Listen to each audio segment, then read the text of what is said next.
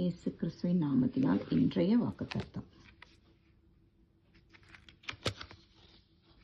நான் சர்வ வல்லமையுள்ள தேவன், நீ பலுகி பெருகுவாயாக. ஆமேன். ஆண்டவர் இன்னைக்கு என்ன சொல்றாருன்னா, அவர் சர்வ வல்லமை உள்ள தேவன். அவர் நீ பலுகி பெருகுவாயாக என்று நம்மளை ஆசீர்வதிக்கிறார்.